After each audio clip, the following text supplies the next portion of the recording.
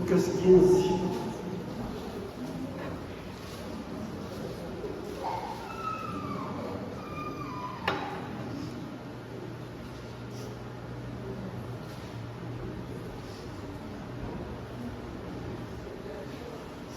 Todos os publicanos e pecadores estavam se reunindo para ouvi-lo, mas os fariseus e os mestres da lei o criticaram. Este homem recebe pecadores e come com eles.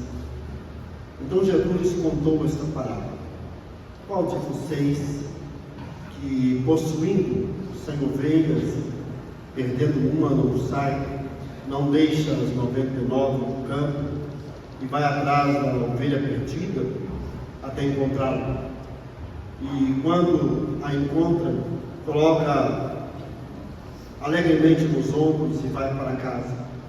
Ao chegar, reúne seus amigos e vizinhos e diz: alegrem-se comigo, pois encontrei minha ovelha perdida.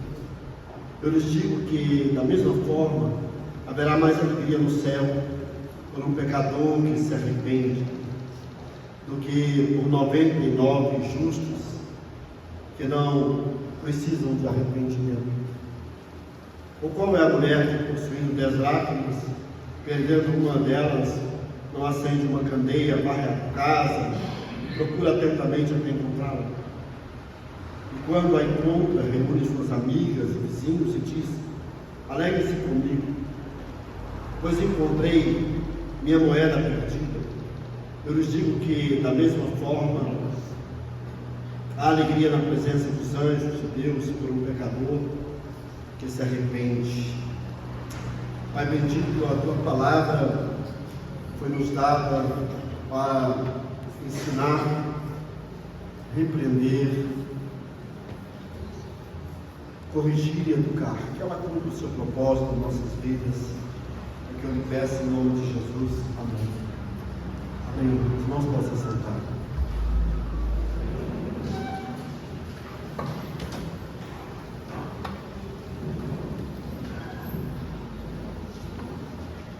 Bom, queridos,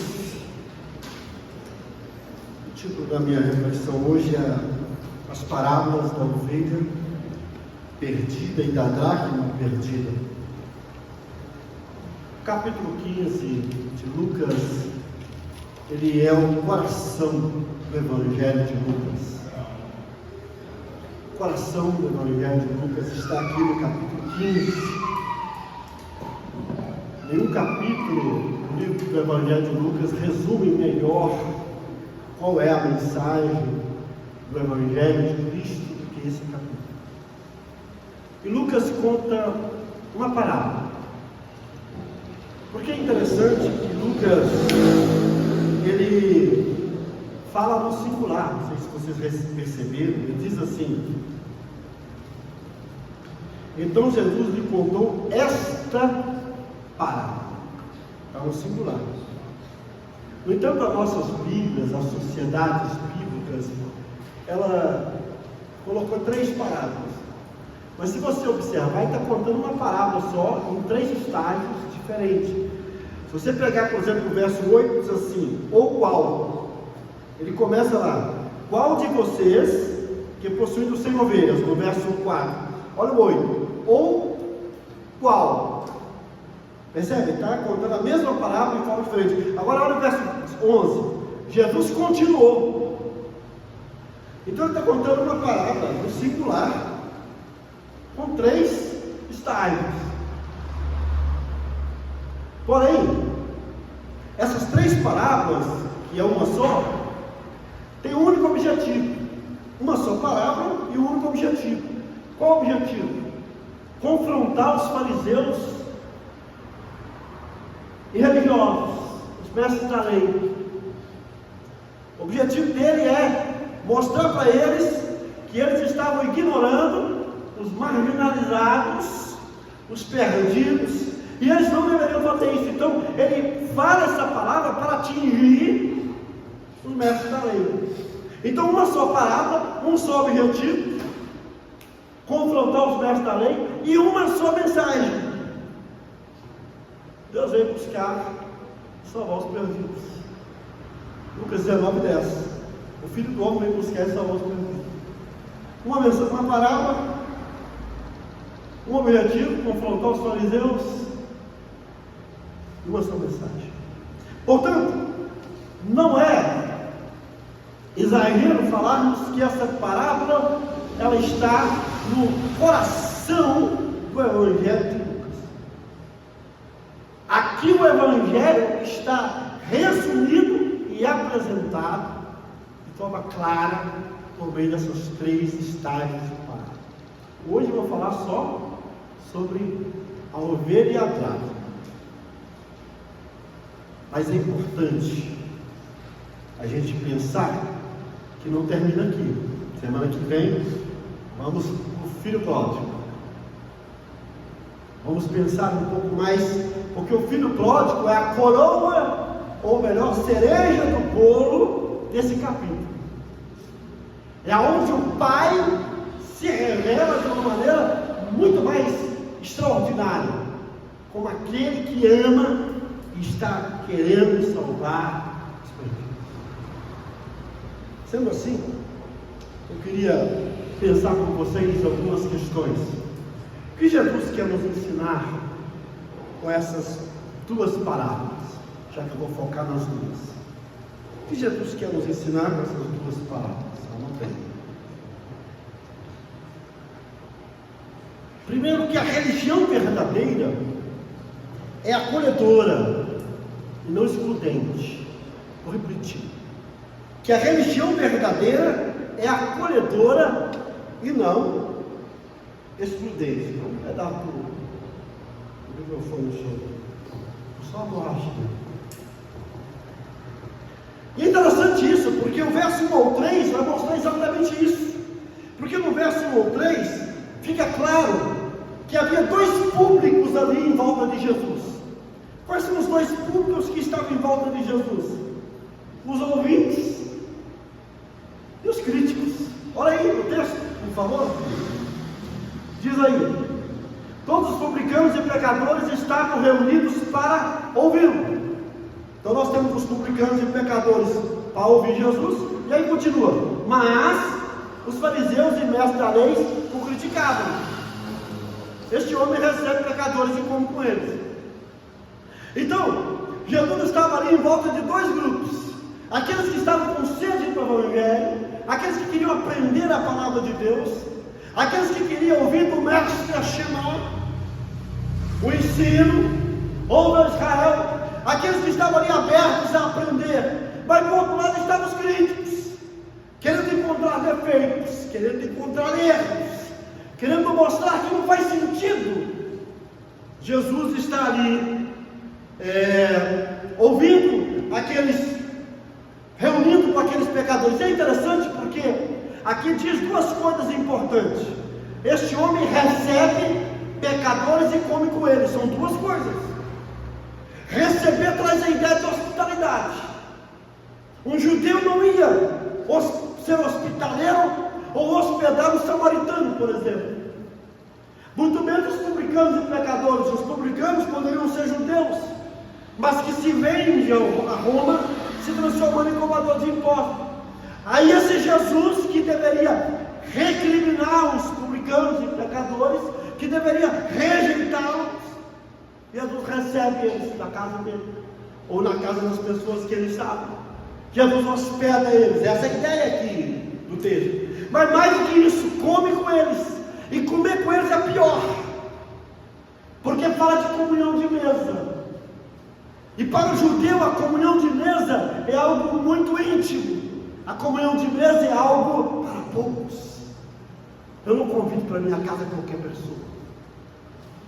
Se passa um necessitado, eu posso fazer um pratinho de comida e levar lá fora para ele e falar para ele assim: senta aí no meio, filho, e come. Não é isso? É assim que eu trataria o sujo, o fedorento. Jesus chama eles para dentro, senta na mesa, come com eles. O Bonhoeffer vai dizer que a mesa Me fala a memória, foi com o Rolf, se eu estiver errado, mas parece que foi ele. A mesa foi o púlpito de Jesus, o lugar que ele dividiu os seus ensinos e a comida. É porque eu gosto de comunhão de mesa, comendo e conversando. No capítulo 24 de Lucas, Jesus parte o pão, come com os discípulos e se revela a ele. Aqui Jesus se dá a conhecer aos publicanos. Aqui Jesus se revela aos pecadores. Mas ele não pode se revelar aos críticos, porque eles estão cegos na sua ideologia, cegos na sua teologia, cegos. Essas pessoas publicanas, essas pessoas pecadoras, elas estavam, vamos dizer assim, desconfortáveis diante dos fariseus. Essas pessoas se sentiam desconfortáveis diante dos religiosos. Não é? Mas elas se sentiam confortáveis perto de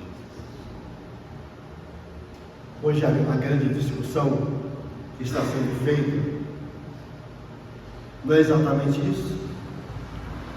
Nós queremos um Papa do povo, encontrar um Papa que não é nem tanto Bento, nem tanto Francisco, um Papa agostiniano.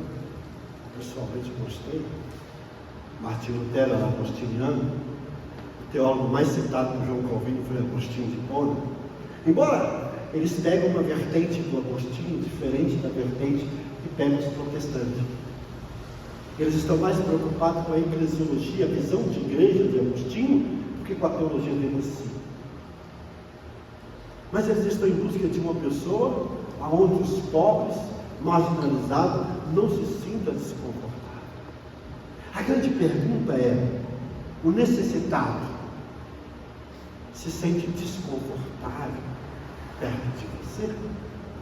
Porque essas pessoas, elas se sentiam desconfortáveis. É interessante, eu li uma monografia de um teólogo sobre o Evangelho de Lucas, e a monografia dele tinha o seguinte título: A Igreja dos Marginalizados. E nessa obra, que também o autor dessa monografia chamava Lucas, ele vai explorar e mostrar que o Evangelho de Lucas é o Evangelho dos marginalizados.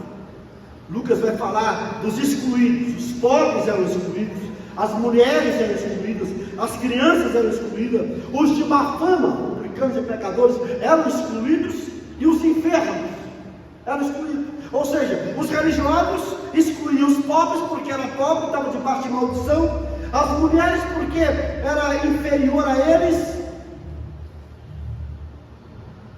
as crianças porque não tinha valor para eles, os publicanos e pecadores também não tinham valor, e os enfermos, os paralíticos eram amaldiçoados, os cegos eram amaldiçoados, os leprosos. Então o Evangelho de Lucas foi escrito para mostrar um Jesus que abre os olhos para os marginalizados, que abre os olhos para aqueles que são excluídos da sociedade. Porque a religião de Jesus, diferente da religião dos fariseus, era uma religião acolhedora. Ela acolhia essas pessoas. A religião verdadeira é acolhedora e não excludente. Às vezes eu vejo alguns teólogos querendo fazer um contraponto entre evangelho e religião. A gente vê muito Zé fazendo isso. Acho um erro teológico grave isso. Porque o cristianismo é uma religião. Toda vez que nós nos reunimos, tem alguém falando, tem um grupo de pessoas ouvindo, tem uma Bíblia sendo estudada, estou diante de uma religião. Tem princípios que norteiam esse grupo, é uma religião. Então essa ideia de que nós somos evangélicos, não somos religião. Mas a religião verdadeira de Cristo, ela não é excludente. Na religião verdadeira, o pobre, a mulher, a criança, o doente, não se sente desconfortável. Ele encontra um ambiente acolhedor. A primeira coisa que Jesus quer nos ensinar nessa parábola é que a religião verdadeira é acolhedora e não excludente. Por isso que Tiago vai dizer que a verdadeira religião consiste em acolher as viúvas e acolher os órfãos. Tiago vai falar isso. Tiago não diz que não somos religiosos. Tiago era irmão de Jesus, de sangue. E ele vai dizer que a verdadeira religião é acolhedora. A verdadeira religião não exclui as pessoas. A verdadeira religião não bate um martelo, não acaba com essas pessoas. Não joga elas para fora. Mas em segundo lugar, queridos irmãos, o que Jesus quer nos ensinar com essa parábola? Que existem muitas pessoas perdidas, precisando ser encontradas.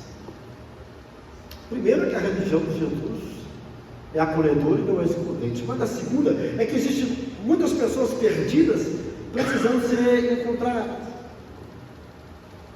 O texto, a parábola, está falando da miséria do homem distante de Deus. Todos nós, em Adão, somos ovelhas desgarradas. Todos nós, em Adão, estamos perdidos. Mas esse texto nos mostra, basicamente, dois tipos de perdidos. O primeiro perdido é a ovelha perdida. A ovelha que desgarrou do bando, do grupo,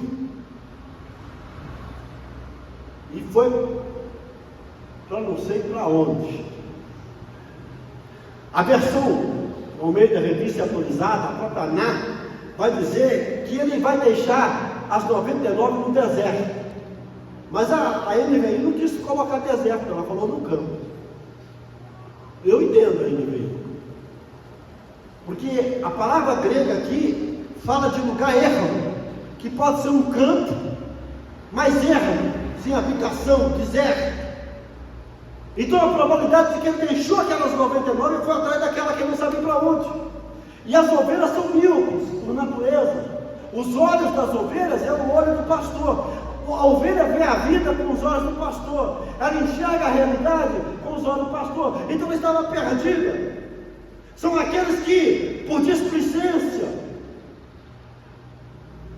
acabam se perdendo na vida, deixando o rebanho, e por causa disso são presas fáceis para o lobo. É por isso que sempre quando fala de ovelha, fala de lobo.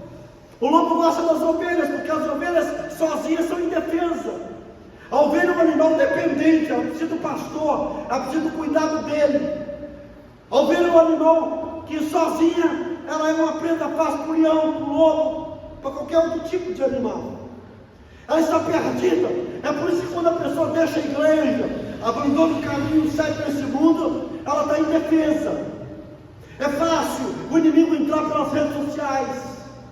É fácil o inimigo entrar por uma amizade errada, por um relacionamento errado. Existem muitas pessoas, é por isso que dizem que a maior igreja brasileira é a igreja dos desigrejados, daqueles que estão lá fora, perdidos, sem rumo. Mas existe um segundo tipo de perdido, é o perdido da igreja, é a dracma. A dracma perdeu dentro de casa. Faz sentido? Faz. Porque as casas daquela época não tinham janela igual a nossa. Às vezes tiravam uma pedra, eram feitos de pedra, às vezes tiravam uma pedra, ou duas pedras da parede para entrar a luz. Mas as casas eram escuras, e era de chão batido, terra.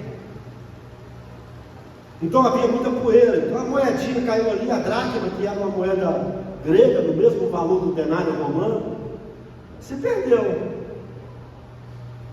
ali dentro de casa. Se a ovelha se perde por displicência dela, aqueles que se perdem dentro da igreja perdem por descuido dos de casa. A gente não cuidou direito, a pessoa se perdeu dentro da igreja.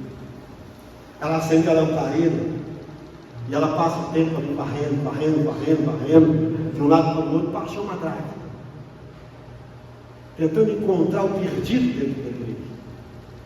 E fica uma lição para nós. Porque se você parar para perceber, embora aqui está falando de dracma, não é dracma, moeda, mas olha o verso 10. Eu lhes digo que da mesma forma há alegria na presença dos anjos de Deus por um pecador Jesus está contando, falando da dracma para se falar do pecador. Jesus está dizendo assim, a dracma é um pecador perdido. Mas está aqui do lado. Tem gente que está perdido do seu lado. Tem gente que está perdido dentro da sua casa. Tem gente que está perdido no meio dos nossos cultos. Porque ela já não tem mais contato com Deus. Ela já não tem mais experiência com Deus. Ela não tem mais comunhão com os irmãos. Ela não tem mais vitalidade, mas está aí. E Jesus está dizendo, assim como eu tenho que ir lá fora, nos penhascos, nos morros, atrás das ovelhas perdidas, eu tenho que também me preocupar com aqueles que estão dentro da igreja e que também estão perdidos, e que eu não estou conseguindo achar. Aquela mulher que está dentro da igreja, mas está sem vida. Aquele homem que está dentro da igreja, mas perdeu a vida há muito tempo. Aquele jovem que vem aos cultos, mas isso aqui para ele não faz sentido. O louvor para ele não faz sentido, porque ele chega na hora da pregação, não valoriza mais o louvor. E eu faço uma exortação. Crente que mata o louvor, está matando a pregação cantada. Isso é perigosíssimo.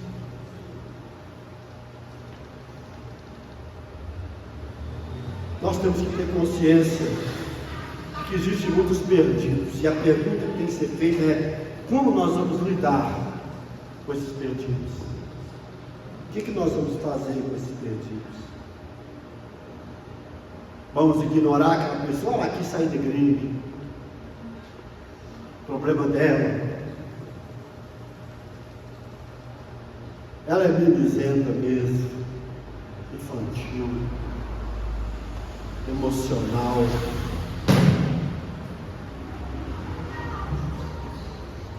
Aquela ovelhinha, o diabo vai atrás dela, vai usar a amiga errada, o amigo errado. Não tem muito tempo, uma pessoa estava enveredando para a filosofia do estoicismo. A pessoa cresceu quase que no lar evangélico, viveu anos e anos dentro da igreja. Apareceu alguém dizendo: ó, encontrei uma mensagem melhor do que o evangelho. Filosofia estoica, boa filosofia, mas não é evangelho, não é cristianismo, não é Jesus. E nós estamos fechando os olhos para essas pessoas. Quantas pessoas que você conhece que não vai mais à igreja? Quantas pessoas que você conhece que não frequenta mais um culto?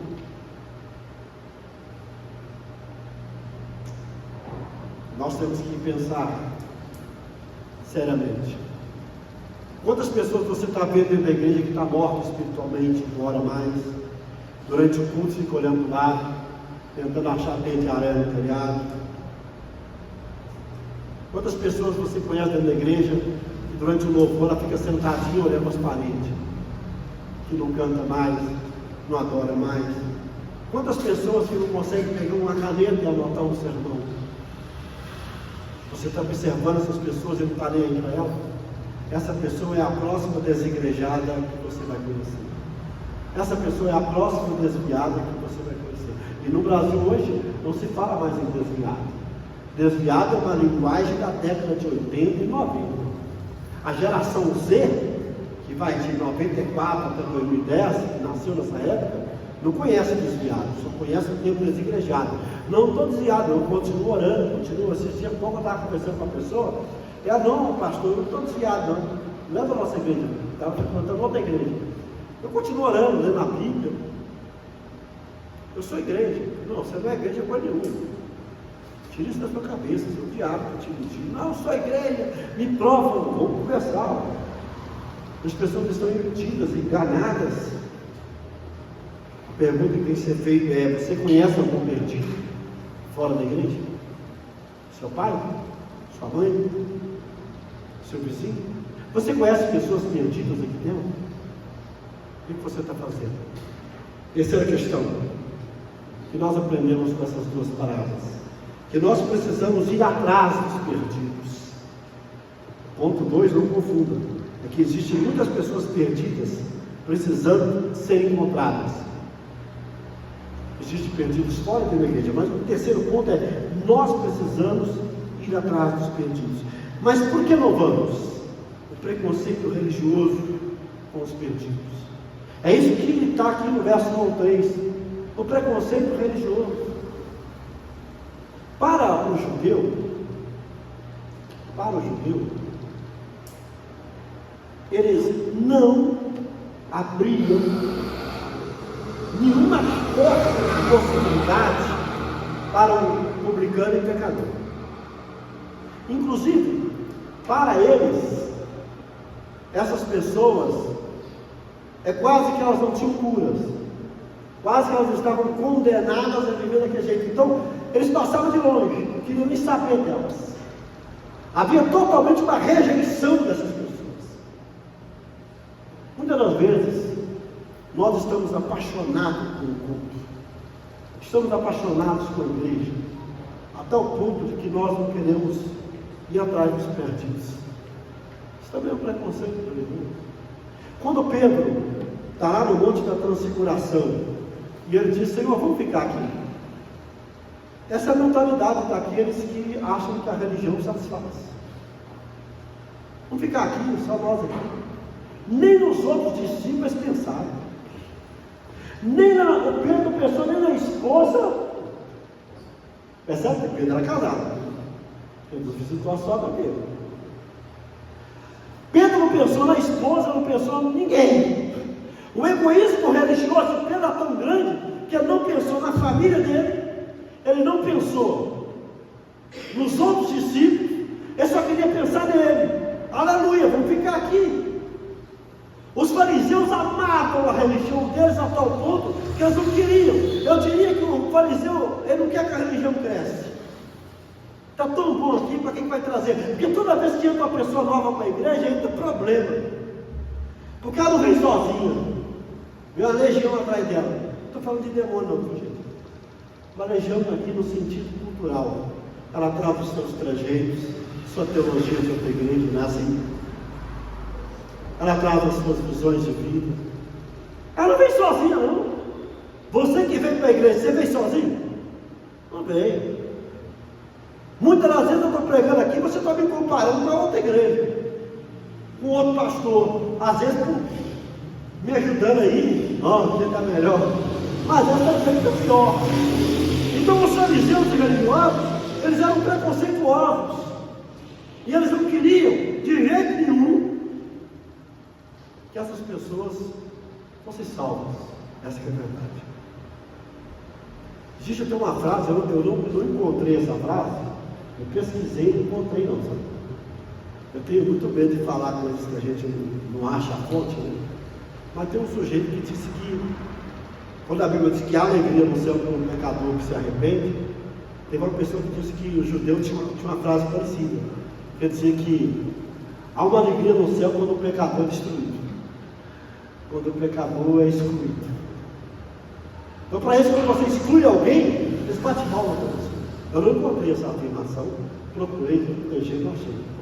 Então, não sei se é verdade, mas faz sentido para eles. Quando Pedro foi evangelizar Cornélio, qual foi a maior dificuldade de Pedro? O preconceito religioso, porque para eles tinham que ficar só entre eles, judeus, só Jerusalém. Ir para Samaria foi um sacrifício, ir para os gentios, a casa de Cornélio, foi um sacrifício. Muitas das vezes, queridos irmãos, nós não vamos alcançar os perdidos porque a gente está apaixonado por nós mesmos, estamos gostando. Só, irmãos, que a religião de Jesus, ao contrário da religião judaica, que é excludente, que é preconceituosa, ela é acolhedora. Lá em Marcos 6,34 diz assim: quando Jesus saiu do barco e viu uma grande multidão, teve compaixão deles, porque eram como ovelhas sem pastor. Então começou a ensinar-lhes muitas coisas. Jesus olhava para as pessoas como ovelhas. Jesus olhava para o publicano como ovelha, olhava para o pecador como ovelha, olhava para o leproso como ovelha. Ele via essas pessoas como ovelhas sem pastor, precisando de ajuda. E a grande questão que nós temos que pensar é: o que vamos fazer? Vamos ficar parados? Nessa parábola fica evidente que a iniciativa de procurar o perdido é de Deus. Vocês repararam isso? Ele deixa os 99 no campo e faz o quê? E vai atrás da centésima ovelha. Quem é esse pastor aqui, essa pessoa, nesse texto? Qual de vocês, Jesus está referindo aos fariseus religiosos, qual de vocês que possuindo 100 ovelhas, perdendo uma, não deixa as 99? Interessante. Esse pastor aqui, Jesus está querendo fazer uma ironia. Quem deveria ir atrás dos perdidos é vocês. Aí ele pega uma mensagem natural do animal. Vocês não iam atrás da ovelhazinha? É assim também. Vocês estão vendo o rebanho de Israel não está aí? Esses publicanos, você faz parte desse rebanho, só está desgarrado. Vai atrás deles. Aqui, Jesus está querendo dizer o seguinte: vocês deveriam ser os pastores que deveriam deixar o conforto dos rebanhos e ir atrás da centésima. Eu sou o bom pastor, que deixa os 99, que não precisa de mim, e vou atrás da centésima.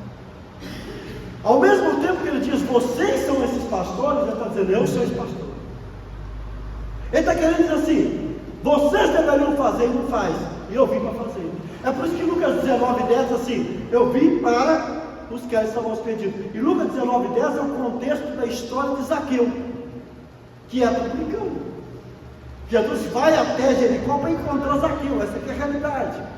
Encontra Zaqueu, vai na casa de Zaqueu, hospeda na casa de Zaqueu, salva Zaqueu e diz, o filho do homem vem salvar e buscar os perdidos. Então está querendo dizer assim, quem tem que tomar a iniciativa de sair da zona de conforto e ir atrás dos perdidos é vocês. Vocês não estão fazendo, eu vim para fazer. Eu sou o bom pastor que encarnou para dar vida para os perdidos. Agora, Jesus é Jesus. Ele conta uma parábola e ele cita um homem. Qual de vocês? Fariseus escritos. Mas quando ele entra na dracma, Jesus cita uma mulher.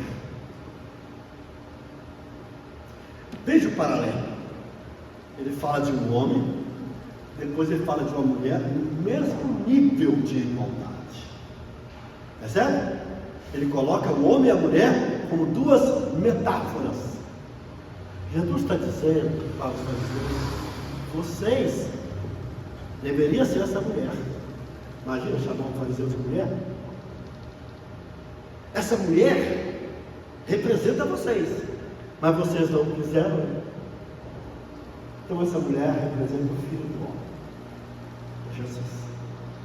A mulher que deixa as 9 dracmas, deixa 99 ovelhas, vai atrás da centésima. Ela deixa 9 e vai atrás da 10. Não é isso aí? Qual a mulher que possuindo 10 dracmas, perdendo uma, delas não acende uma candeia? Ele está falando dela. Percebe? Ele começa falando dos fariseus. Então quando ele vai falar da dracma e ele cita uma mulher, ele está falando deles. Essa mulher deveria ser vocês. Vocês deveriam agir. E eu gostei disso porque Jesus paralelamente coloca um homem e uma mulher no mesmo pé de igualdade dentro de uma parábola. Para dizer, essa mulher deixou as 9, foi atrás da 10ª criatura verde. De quem é a iniciativa? De quem que é a iniciativa de ir atrás das ovelhas? É do pastor.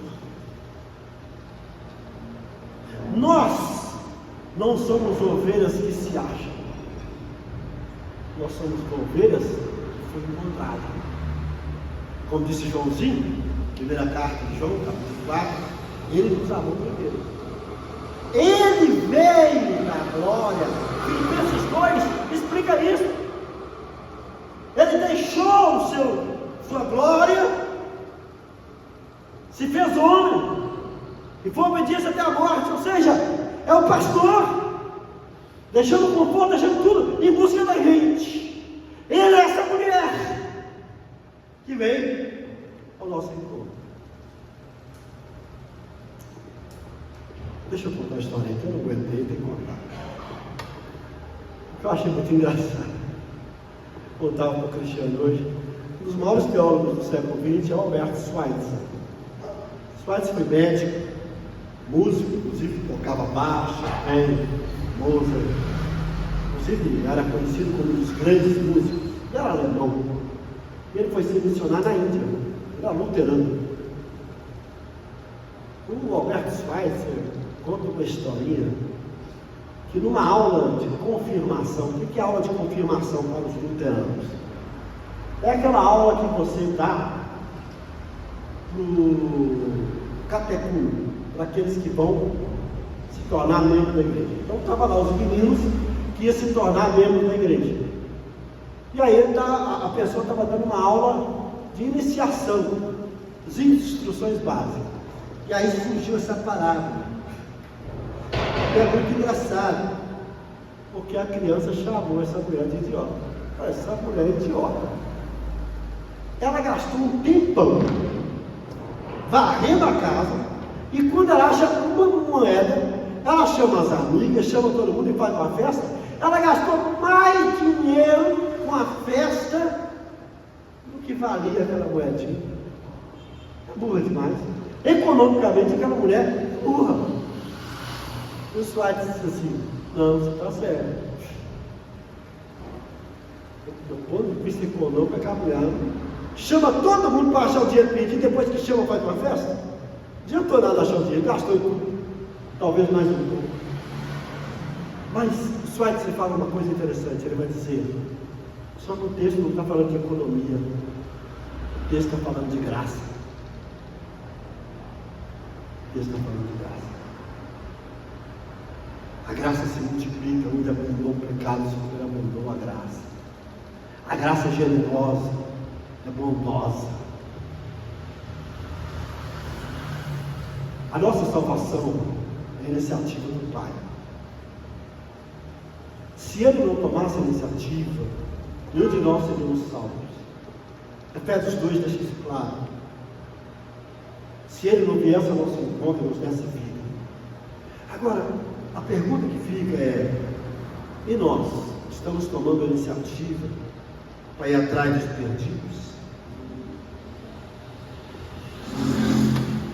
Nós estamos indo atrás dos incrédulos. David Prior, ele escreveu um comentário de 1 Coríntios, da série Mensagem para Hoje, de John Stott, e ele conta uma história que é interessante no comentário de Coríntios. Ele diz o seguinte: que se nós não voltarmos a nos relacionar com os incrédulos, nós não vamos ganhar com Jesus. A gente não quer se relacionar com os incrédulos. A gente não quer ir no aniversário da família.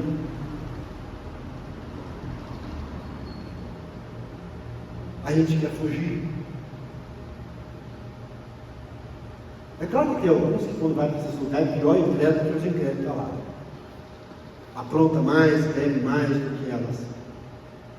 Mas se nós não estivermos no meio dessas pessoas, como que a gente vai ser luz?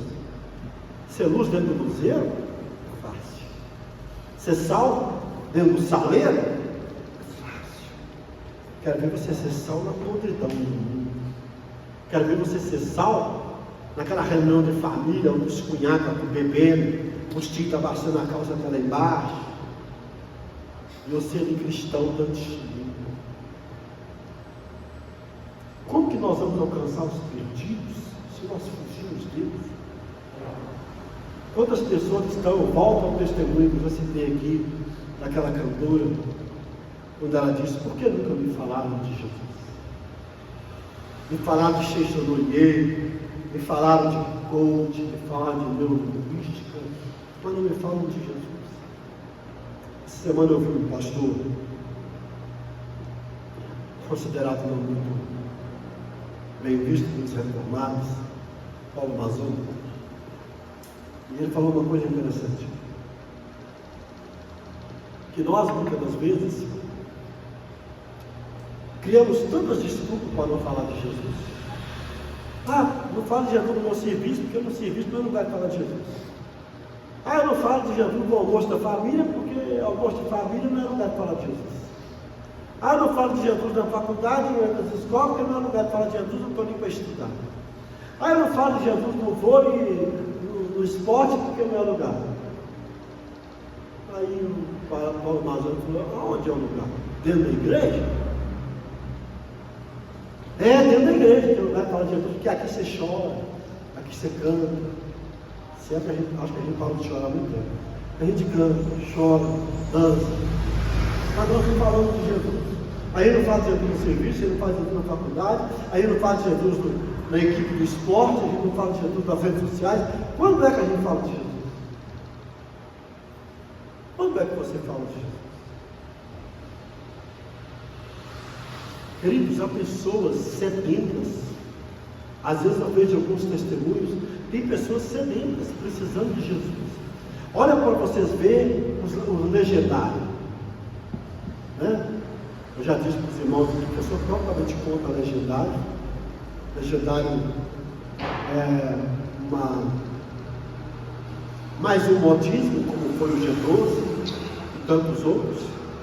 Mas hoje mesmo uma pessoa falou comigo que a igreja, o marido dela está obrigando o marido legendário, é R$1.200. Isso é baratinho, tá, gente? Não, R$1.700, baratinho.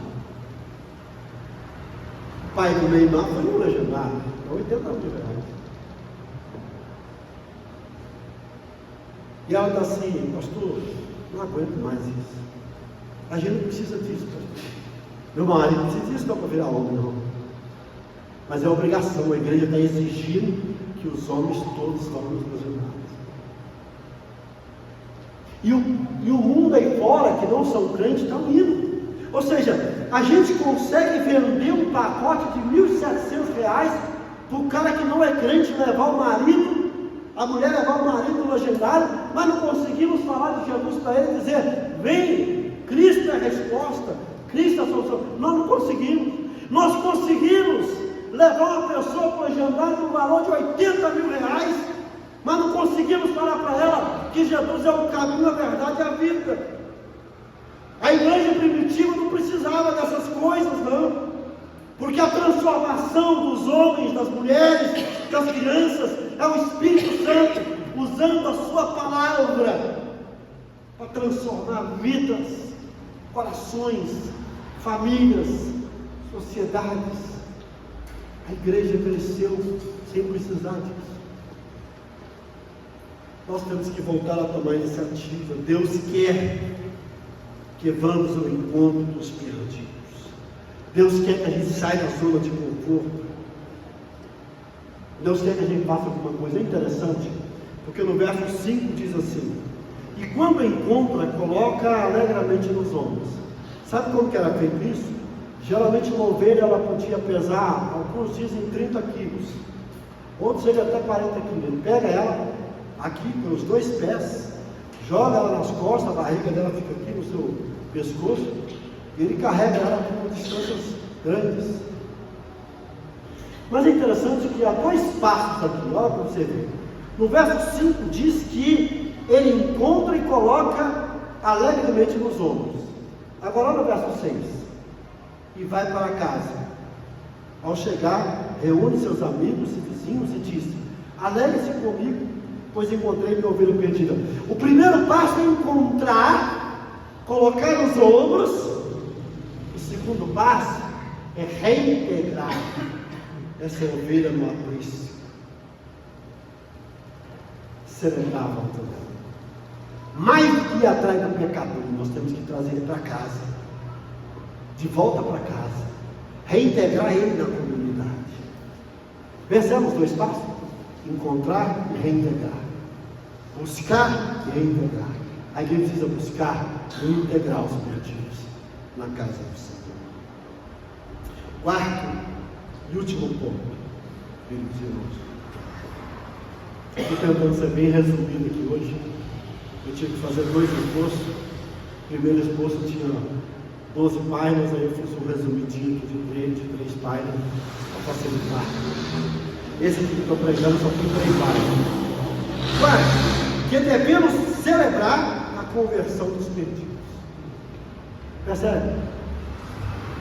Então vamos repetir os pontos. Primeiro, o que Jesus quer nos ensinar com essas duas palavras? Que a religião verdadeira é acolhedora e não excludente.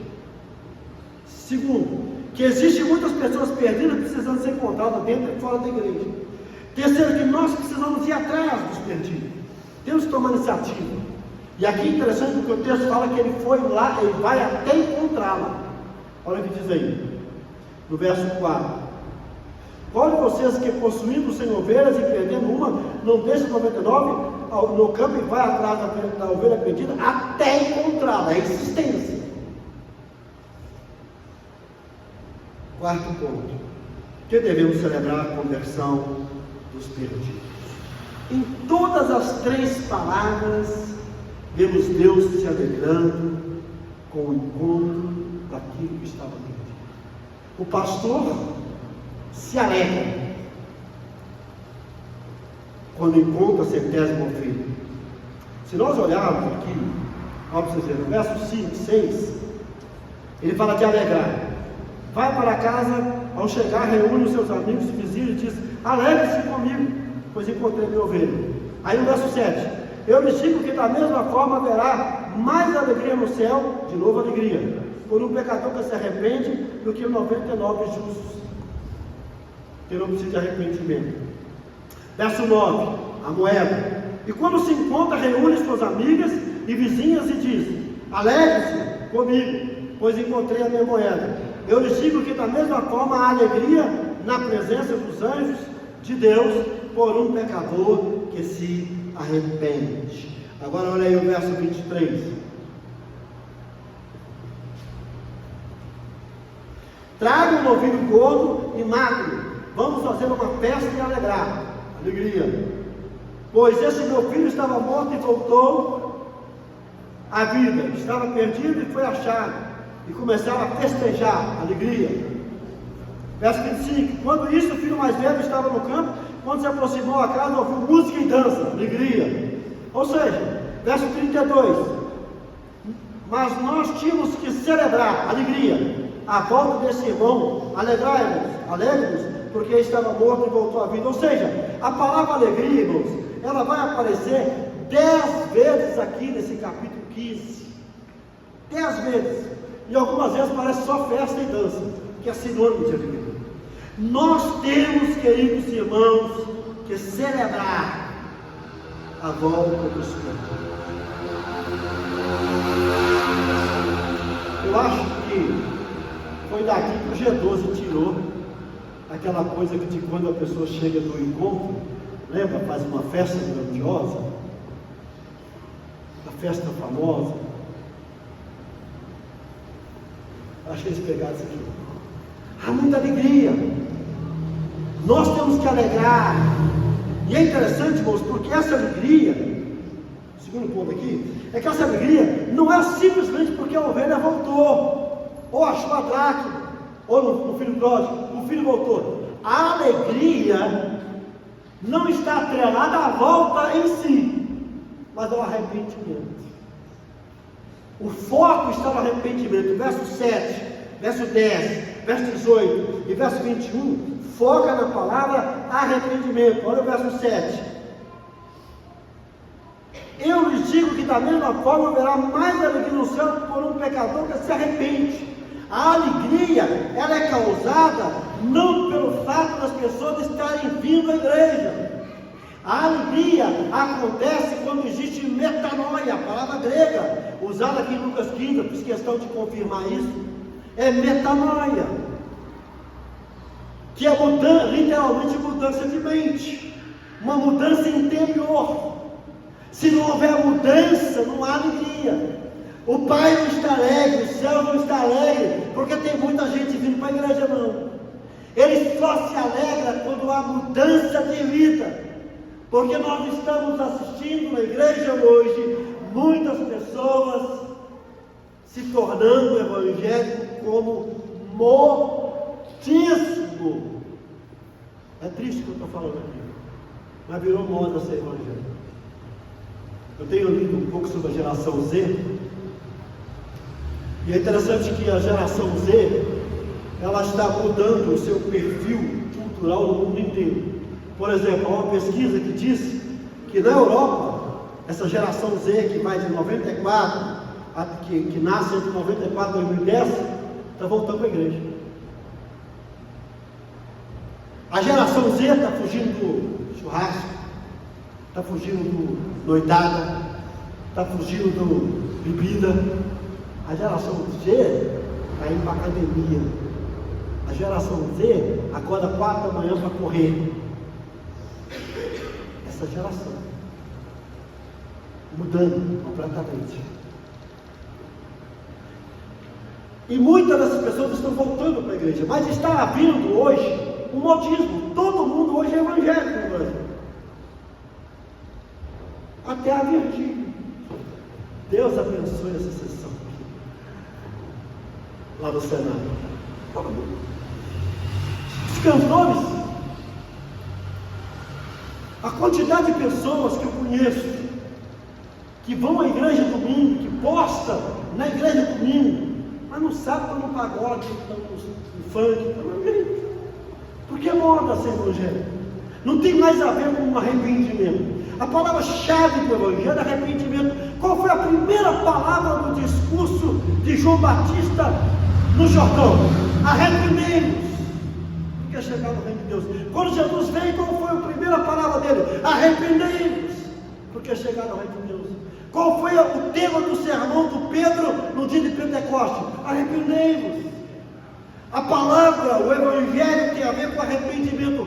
A alegria acontece quando pessoas mudam de vida, se arrependem. Mas as pessoas não querem se arrepender. As pessoas não querem a ética do evangelho. As pessoas não querem a ética do cristianismo.